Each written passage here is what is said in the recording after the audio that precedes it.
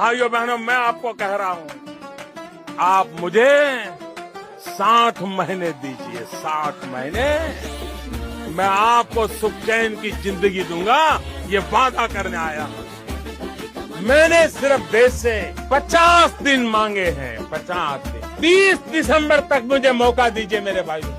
अगर 30 दिसंबर के बाद कोई मेरी कमी रह जाए, कोई मेरी गलती निकल जाए, कोई मेरा गलत इरादा निकल जाए, आप जिस चौराहे में मुझे खड़ा करेंगे, मैं खड़ा होकर के जो सजा करेगा वो सजा भुगतने के लिए तैयार हूँ।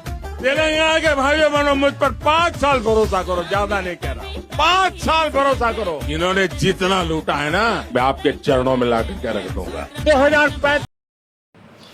नमस्कार साथियों, मोदी जी ने देश के नागरिकों से ये मांग की है कि वे सोना खरीदना बंद कर दें। उन्होंने ये मांग की है कि सभी देशवासी अपने घर पे जो तेल है, खाने का तेल, उसको खाना कम कर दें, जिससे वो स्वस्थ रहे और देश की इकोनॉमी भी मजबूत रहे।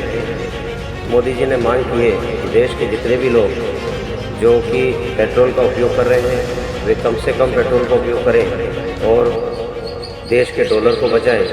साथ ही उन्होंने यह भी कहा कि जो विदेश यात्राएं कर रहे हैं, उन्हें विदेश जाने से रुकना चाहिए और पैसे बचाने चाहिए। और एक और महत्वपूर्ण बात मोदी जी ने कही कि वर्क फॉर होम के माध्यम से वर्क करें और कम से कम ऑफिस जाएं।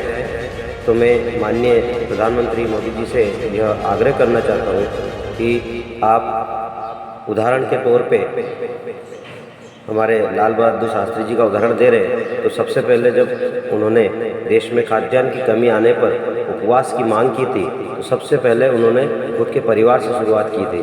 तो मैं आपसे यही निवेदन करूंगा, आग्रह करूंगा कि सबसे पहले देश में जितने भी लोकसभा सदस्य हैं और जितने भी विधायक हैं, इन सबको जो आप बेहिसाब तनख्वाह दे रहे हैं, भत्ता दे रहे हैं, पहले इसको ख़त्म करिए। प्रधानमंत्री जी, आपके ऊपर जो देश का करोड़ों रुपए का खर्च हो रहा है, राष्ट्रपति जी के ऊपर जो पर डे का करोड़ों का खर्च हो रहा है, सभी सांसदों पर जो करोड़ों अरबों रुपए खर्च हो रहे हैं, सबसे पहले इन्हें बंद करिए। और साथ ही आप जो रैलियों में अरबों खरबों रुपए का चुनाव में खर्च कर रहे हैं, बड़ी बड़ी लग्जरी गाड़ियों में घूम रहे हैं, सबसे पहले आप खुद में सुधार कीजिए, उसके बाद देश से मांग कीजिए।